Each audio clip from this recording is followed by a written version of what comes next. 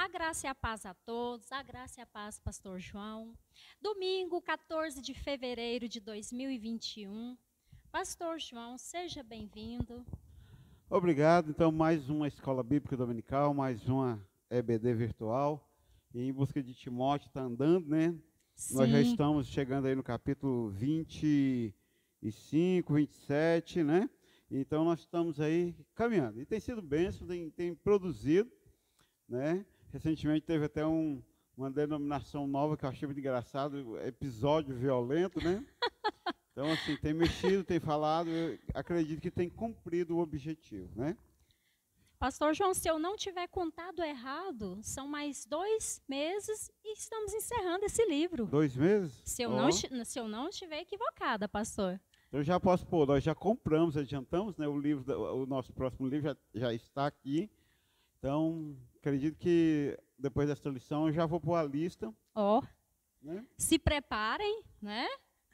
Se Muito bom o preparem. livro do Todos e a metade do preço de Em Busca de Timóteo. Então, ou seja, se preparem para a lista, né, pastor? Uhum. Porque da outra vez foram 3 listas, né? E essa não, vai ser só uma. Ó. Bom, nosso textuário, pastor João, está em 2 Timóteo 2, versículo 2. E o que de minha parte ouviste através de muitas testemunhas, isso mesmo transmite a homens fiéis e também idôneos para instruir a outros.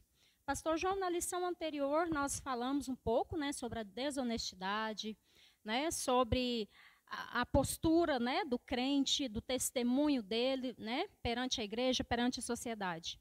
E nessa lição nós vamos abordar um pouco mais, né, sobre essas características. E ali o apóstolo Paulo fala, né, transmite a homens fiéis e idôneos. Eu acho interessante porque ele coloca, né, essas duas, vamos dizer assim, essas duas bases aí, homens fiéis e idôneos. Por quê?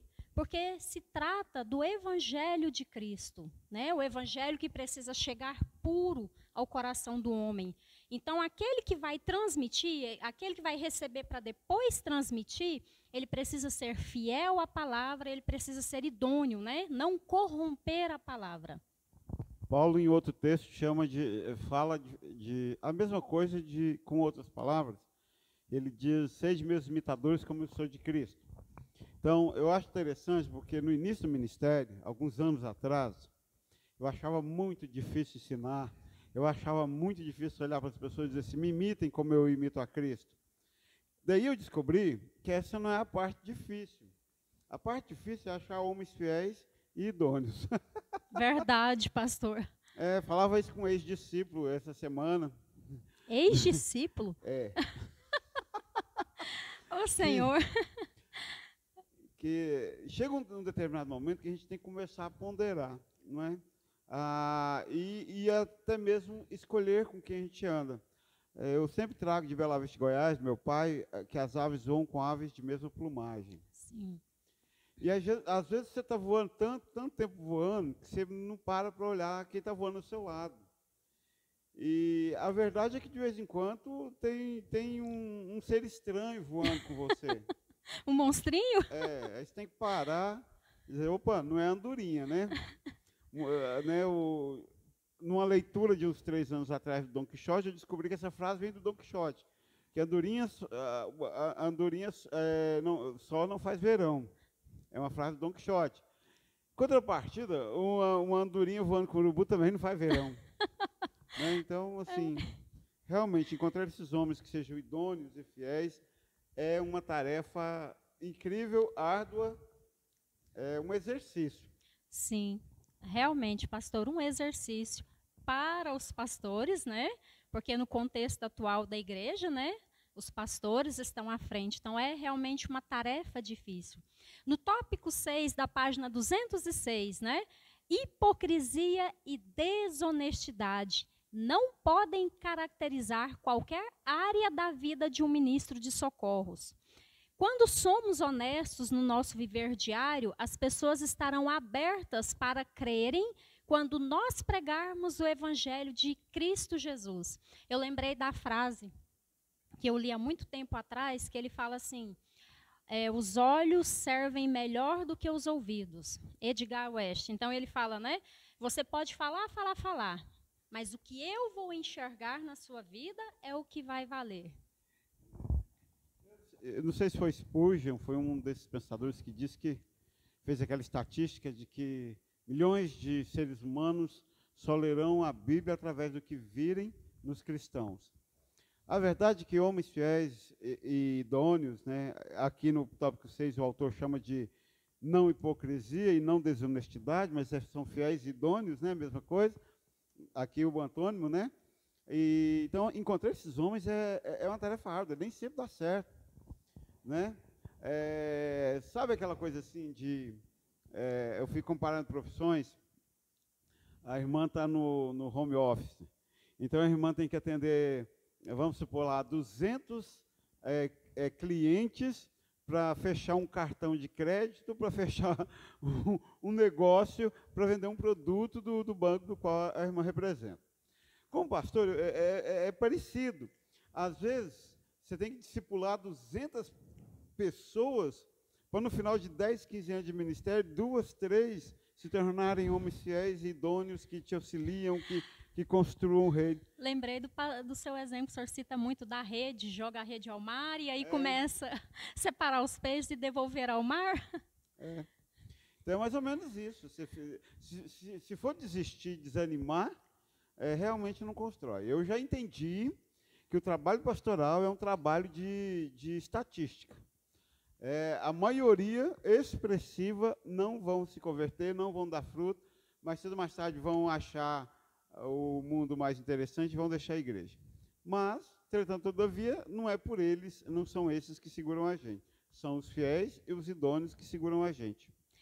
E é uma torre, né, pastor? Porque igual o autor coloca lá que quando somos, né, honestos, agimos como devemos agir, nós damos bom testemunho. Então, ou seja, a honestidade, ela traz a confiança que traz a credibilidade. Então, se eu tenho credibilidade, as pessoas vão me ouvir, não é? Que é o que faz acrescentar no reino. Quer dizer, como é que um obreiro, como é que um Timóteo, uma das coisas que eu acho interessante, né, na leitura bíblica, e eu estou lendo Gálatas agora, né, Gálatas para você do Tim Keller, muito interessante, uma visão...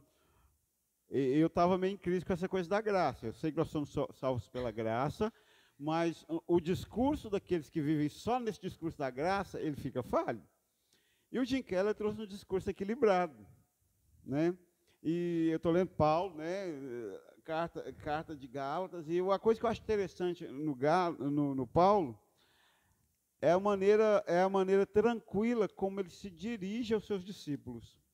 Não só a Timóteo, mas a Tito, a Filemon, né? E a tantos outros. Ele trata com a serenidade, com a certeza de fidelidade e de que são idôneos do outro lado da carta, tão firme, né? Dá uma invejinha santa, né, de Paulo. Poxa, ele parece que ele escolheu os melhores discípulos do mundo para ele, né? Deixou a bagaceira para nós, né? Mas, assim, então, essa coisa de achar gente honesta, gente não hipócrita, gente equilibrada, gente idônea, gente fiel. Eu vou até citar o pastor Antônio, de Porongatu, ele está passando uma experiência de Timóteo, né? Eu brinco que a experiência dele não é de Timóteo, é de José Deus. Então, mudou um irmão para lá, um bancário, inclusive, do Banco do Brasil, concorrente de vocês, e que era de uma igreja batista, e se tornou o discípulo dele, o braço direito dele, o Gustavo, né? Então, ele tem sido uma força lá, assim, então é tão glorioso na vida de um pastor quando ele encontra homem fiel, idôneo, não hipócrita, honesto, para ajudar no trabalho. Glória a Deus, pastor. No próximo tópico, na página 210, tópico 7.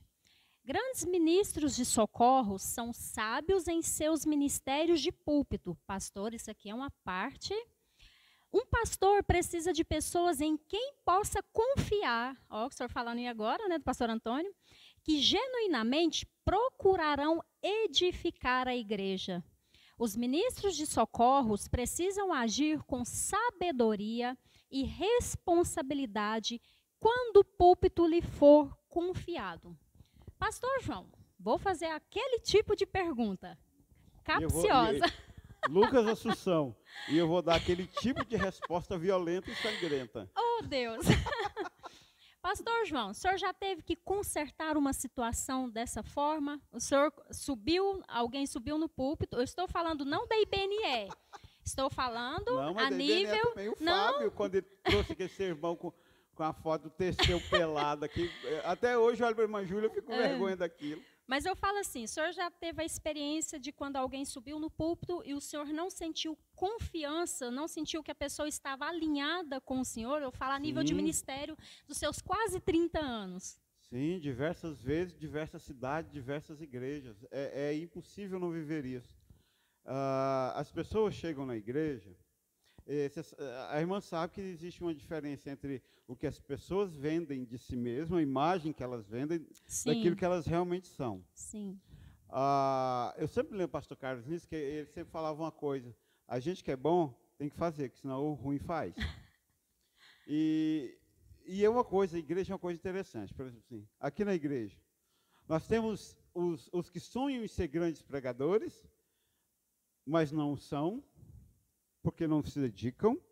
Não é falta de talento, não, é falta de dedicação.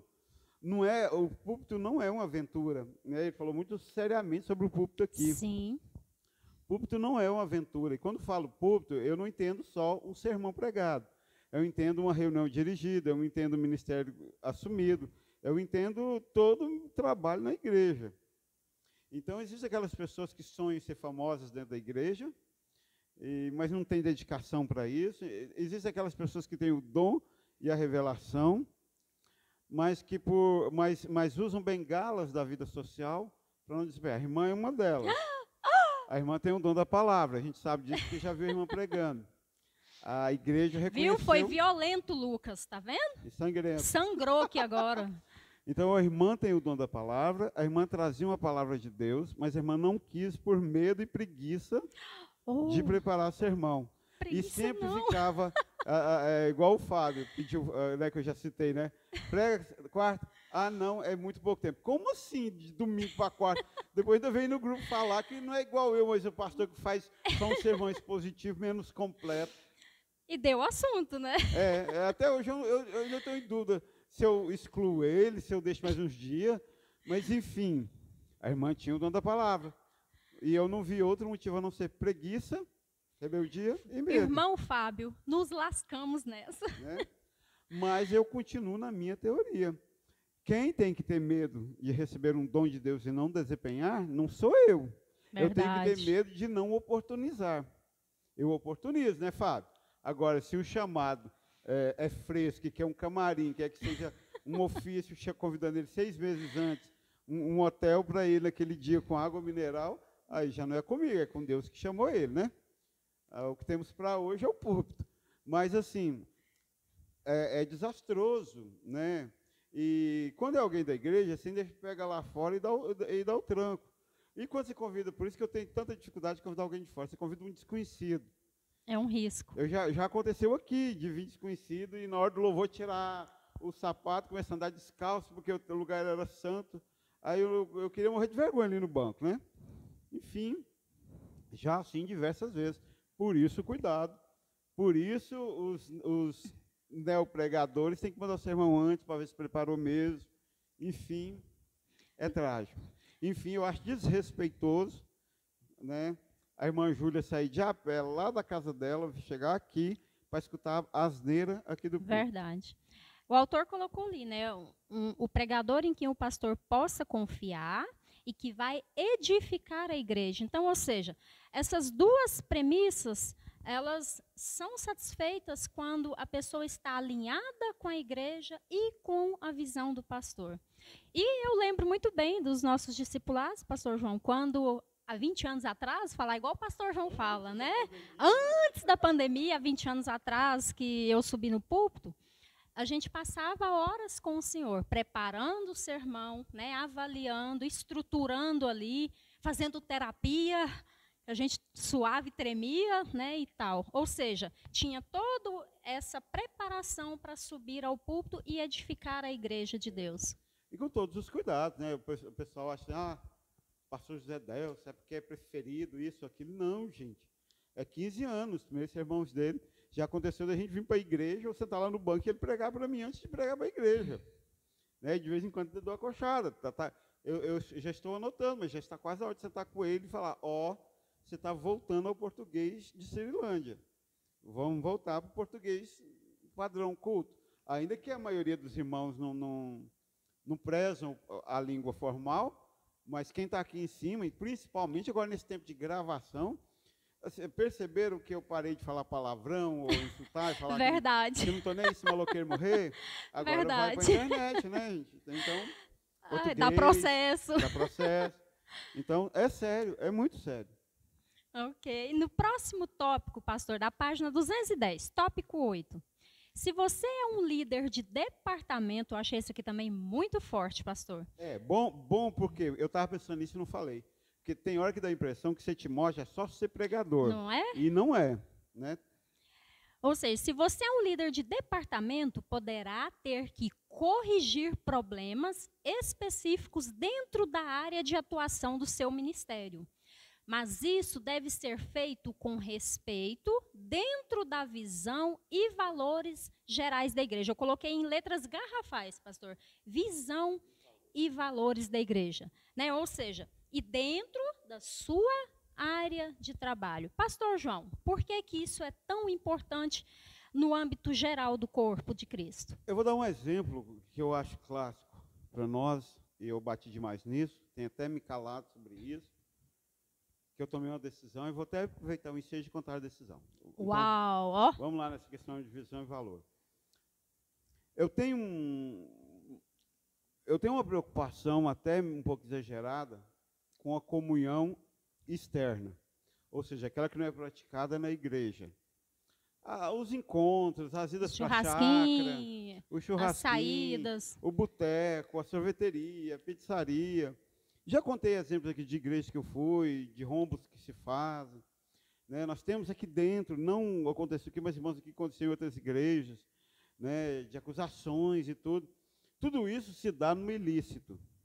Aqui dentro do culto, aqui com todo mundo aqui, uma coisa aberta, eu vou usar uma palavra de Jesus e de João, aquilo que é feito na luz é menos complexo. Aquilo que é feito nas trevas, na escuridão, no escondido, verdade, sempre é complexo.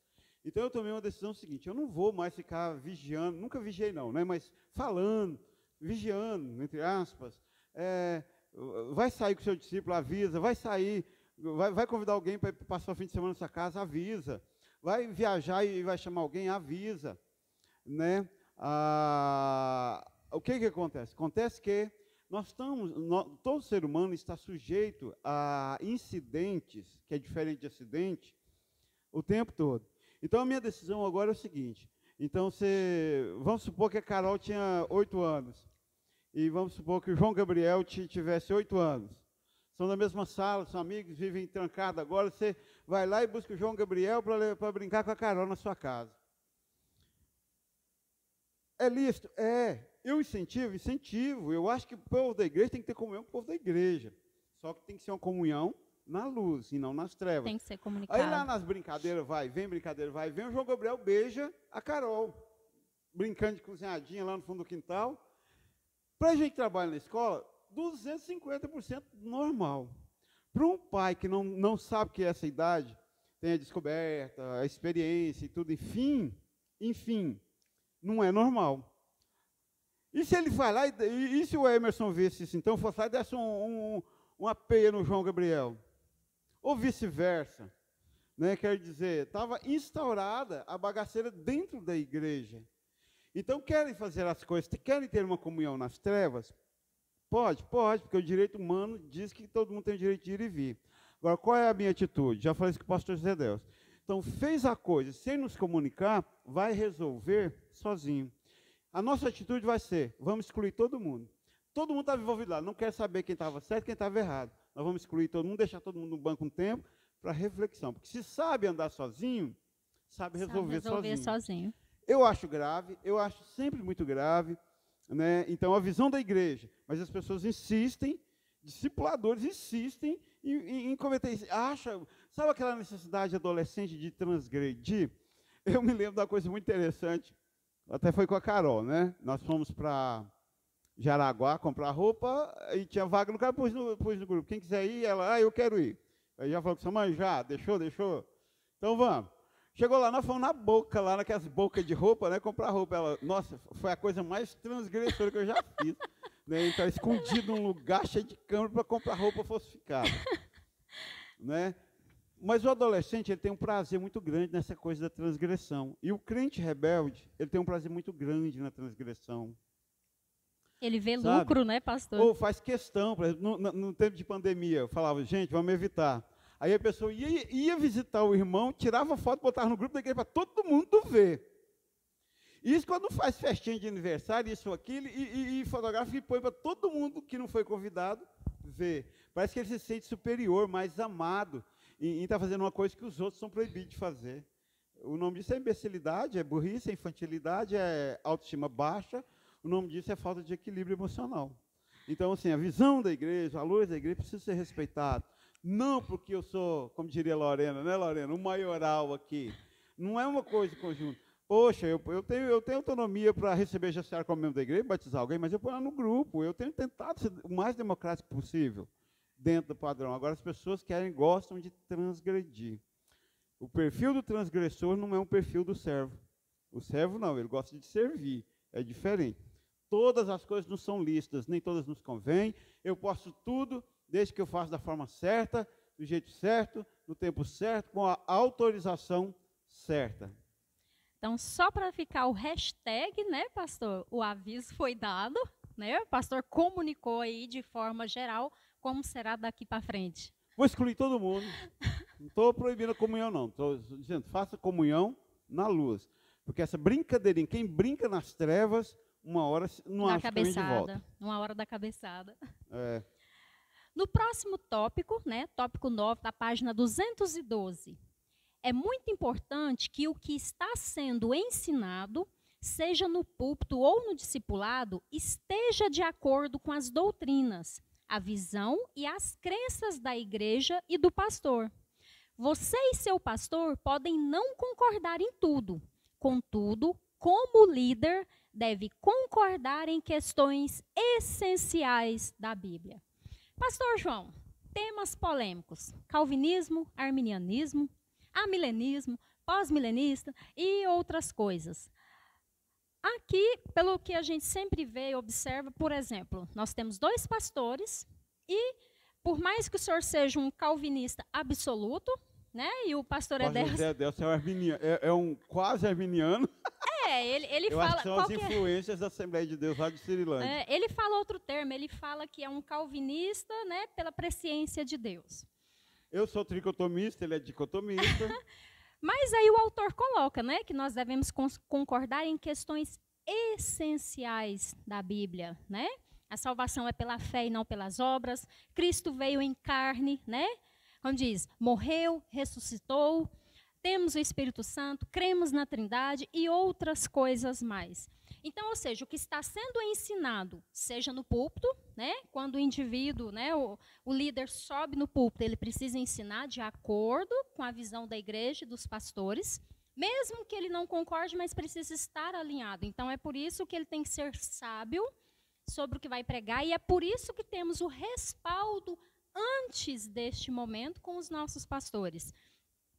E aí, como isso, pastor, contribui para a igreja? Assim, uma coisa interessante, por exemplo, antes de entrar na pergunta, quando é no púlpito, eu estou ali no banco e estou fazendo uma análise. Se o camarada põe no slide que é uma figura pelada do Teseu, dá para você falar, você leva em tom de brincadeira, tá? E nunca mais pôs, consertou e tá. Agora, pensa tenso, naquela época do discipulado, a quantidade de discipulado de reuniões que tinham, que eu não participava, que eu não fazia ideia, porque você sabe, daquilo que você fala aqui até chegar lá já mudou muito. Fazia ideia do que realmente, de fato, de verdade acontecia lá. Então você tem que ser muito seguro do seu trabalho, do seu ministério, para você dar conta de fazer aquilo. Né? Graças a Deus, uma das coisas que eu sou equilibrado, sou sensato. Eu faço um tipo aí, né, de viver loucamente, mas na verdade eu tenho pé no chão. Então, não me desequilibrava. Saber que tantos faziam discipulado, eu tinha Sim. confiança. Tinha que ter confiança, senão você endoidava. Agora, como é que eu reflexo disso para a igreja? É uma coisa interessante, que nós passamos aqui, oscilantes aqui, nos 2, 3 primeiros anos, que tinha os obreiros aqui, né? Tinha os líderes aqui. Ruim ou bom, mas tinha os líderes. E cada vez que eles subiam no púlpito, era um sofrimento, porque não tinha visão, não tinha preparo, e a gente vê que isso não trazia um benefício para o grupo.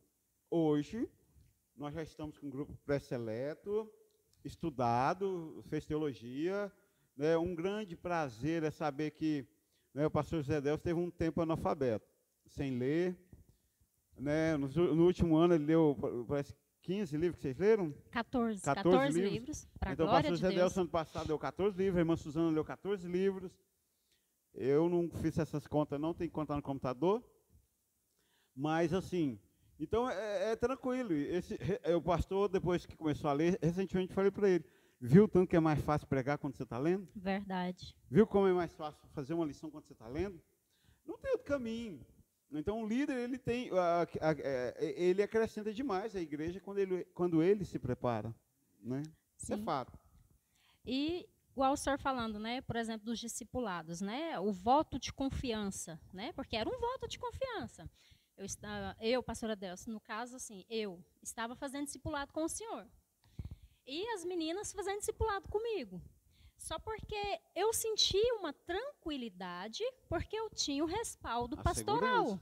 Então, o que cabia à minha competência de resolver, de orientar, fazia. O que eu não conseguia, eu levava para o meu pastor.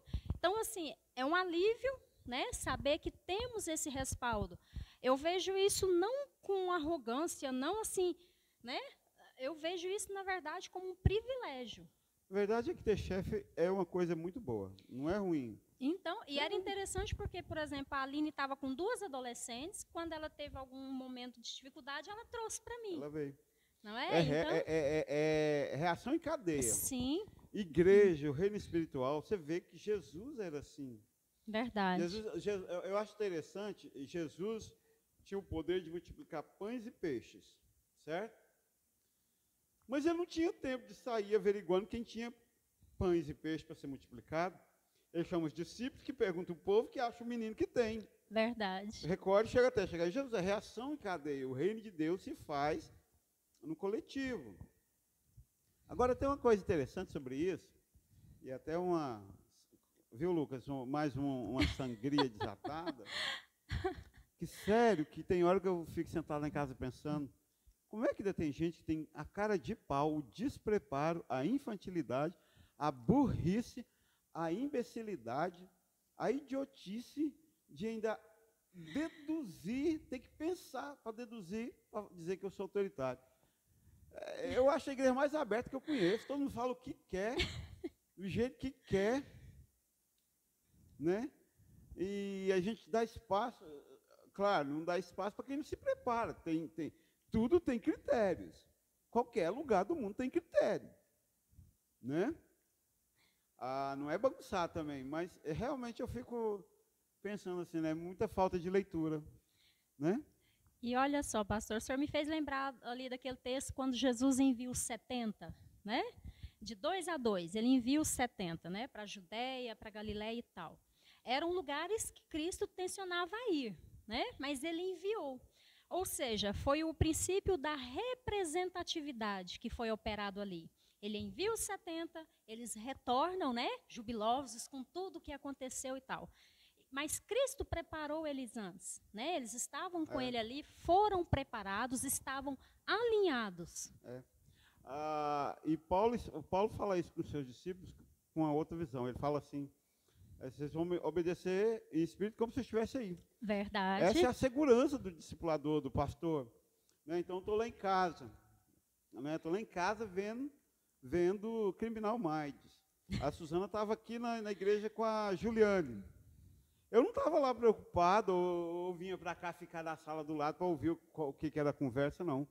Você tem que ter essa segurança de que um trabalho foi feito, né? Quer dizer, vamos ver, agora, é lá no início da lição, o difícil é encontrar homens fiéis e idôneos para você repassar essa autoridade, repassar esse trabalho. Muita gente desequilibrada querendo se equilibrar em igreja, e não é assim. Hoje eu li um cartãozinho assim, um bonequinho estava lá escrito assim, pessoa feliz. Aí chegou outro bonequinho e perguntou, onde você arrumou essa felicidade? Aí o bonequinho responde, eu mesmo que fiz. Então, a felicidade nós já sabemos. Um terceiro, um segundo não consegue me fazer feliz. Eu tenho que me fazer feliz.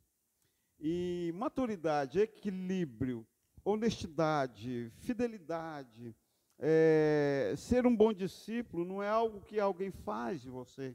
Você faz de você. Com mudança de atitude, com trabalhar o caráter. O que eu sou?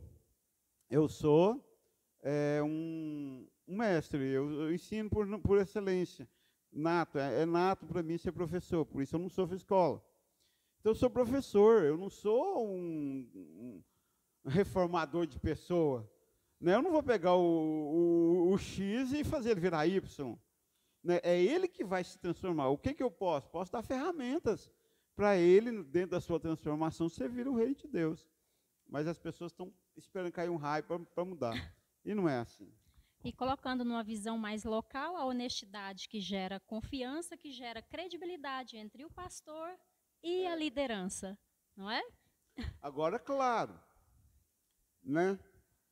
O discípulo, ele tem o Timóteo, ele tem que conhecer Paulo, senão não anda junto. Sim. Tanto é que Paulo mandou João Marcos vazar fora. Verdade. Paulo mandou Barnabé e catar coquinho. Então, chega em determinado momento que se o discípulo ele não fizer uma leitura boa do discipulador, ele não vai dar conta. Né? Eu sou muito transparente, eu gostaria de conviver com pessoas como eu. É fácil dar comigo, porque eu não tenho muita treva. Né? Eu deixo claro quase tudo. Né? Preto no Hoje branco. me perguntaram assim, você está com raiva de mim? Eu respirei para responder. Eu ia responder assim, eu falei que estou com raiva de você? Não, então, sem noção a pergunta, né? Por quê? Porque se eu tivesse, eu tinha falado. Né? Mesmo que eu não daria conta de não falar. Então, é simples, né? Me queima. Não cumprir compromisso. A pessoa está compromissada com aquele trabalho na igreja, não vai. Fica inventando desculpa. Chega atrasado, não cumprir horário. O que mais? Deixar sem explicações. Todo mundo tem imprevisto, como eu disse, todo mundo está sujeito a incidentes e acidentes. Agora, eu acho o cúmulo do desrespeito deixar as pessoas esperando sem saber o que está acontecendo. Questão de comunicar, já teve uma lição sobre isso, né? Sim. O Timóteo precisa saber comunicar. Enfim, vocês que querem ser Timóteo, conheçam Paulo. Senão, ao invés de ser Timóteo, você vai ser Barnabé ou João Marcos. Hashtag fica a dica de novo. Bem sangrento. Sim. Bom, pastor, nosso último tópico da página 214. Aprenda a interpretar a Bíblia e a ensinar da maneira que verdadeiramente edifica o corpo de Cristo. Assim, seu tempo no púlpito será uma bênção para a igreja e para o seu pastor. E ele vai até te chamar de novo. Não é? E corre o risco de nunca mais te chamar. Mas é bom, não é, pastor? O senhor está ali no banco da frente, né? Toda a igreja sabe que o senhor está ali na frente, né? Participando do sermão, atento, né? E dá aquela respirada e fala, realmente o meu discípulo está se sobressaindo, está alinhado, né? Entendeu a visão, entendeu o propósito. Lamentavelmente, a gente tem uma política de não elogiar demais, porque... Não ensoberbecer. Não, ensoberbecer você dá a rasteira. O duro são aqueles que não têm disposição para crescer, fica lá amargurado, porque... você só gosta de fulano. Nossa, não suporta ouvir isso. Dá os pulos que eu vou gostar de você, simples assim. Mas realmente tem um prazer muito grande. Né? Quando a gente fala do Terceiro do Fábio, aí você vê o último sermão, né, uma coisa bonitinha, como diz minha irmã, uma coisa que eu achei bonitinha demais. O dia que o Laurindo foi embora, né, vai com Deus, não sou muito apegado. E o Joel, não vai chorar não, né? O Joel fica falando que eu não gosto dele. Não, não é que eu não gosto. Eu não vou ficar aqui chorando de saudade do Joel, né, por mais que gostasse deles, das crianças, né, mas não rola, vida que segue. E aí o Laurindo falou assim para o pastor José Delcio, ali na despedida ali, queria te dizer que nesse último ano eu vi um crescimento muito grande em você. E é um prazer, assim, é muito bom você ver isso, né, que as pessoas têm crescido. E muitas pessoas têm crescido. Para a glória de Deus. Algumas não têm crescido como eu gostaria, mas eu tenho aprendido a respirar e esperar o tempo de cada um.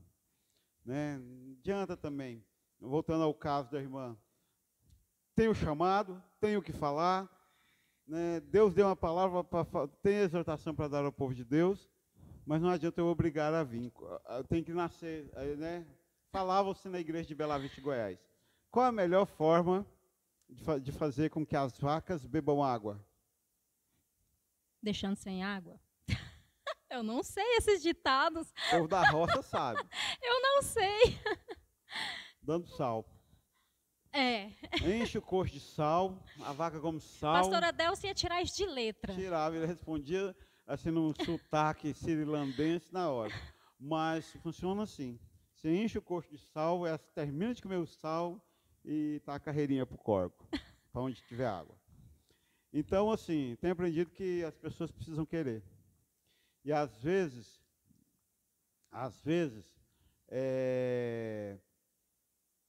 esse querer, quando a pessoa não vai livremente, andando a passos largos, Senhor, eu quero te servir, Deus faz a ideia de Isaías e fica com o anzol e vem arrastando.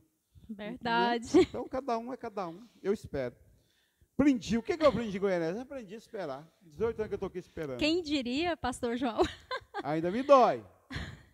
Mas eu desenvolvi uma técnica. E quando eu estou esperando a irmã, eu parto para frente com o outro. Uau. Lucas, meu Deus, foi muito sangue aqui hoje. Não, agora deixa eu rasgar o Lucas, né? Pela segunda vez, conversei com o Lucas sobre a Jordânia se batizar. E pela segunda vez ele disse não. Aí agora eu disse assim, agora eu vou esperar ele falar comigo, e na primeira e na segunda eu vou falar não está na hora, vamos esperar mais um pouco. Vamos esperar ele querer agora. Se bem que a decisão não era dele, né? É dela. Ele fez uma coisa que eu não tenho coragem, de assumir a responsabilidade espiritual de alguém que já está decidido. Ele que resolva com Deus dele. Ousado. Não é? Mas, enfim, a gente respeita. Só que agora espera, enquanto eu espero, a gente parte para frente. Segue. Bom, pastor João, não ficamos incólumes, né, nessa lição, mas Deus sabe todas as coisas. Foi muito bom, mesmo assim, pastor. Foi edificante. Creio que será edificante também para os alunos e que possamos continuar crescendo na presença de Deus. E que a jaula ou o aquário de cada um de vocês seja balançado. Pense, é necessário pensar. Se você estiver achando que eu falei foi para você, foi para você. Então pense, calcule, mude sua vida, né? E Deus abençoe a graça e a paz. A graça e a paz.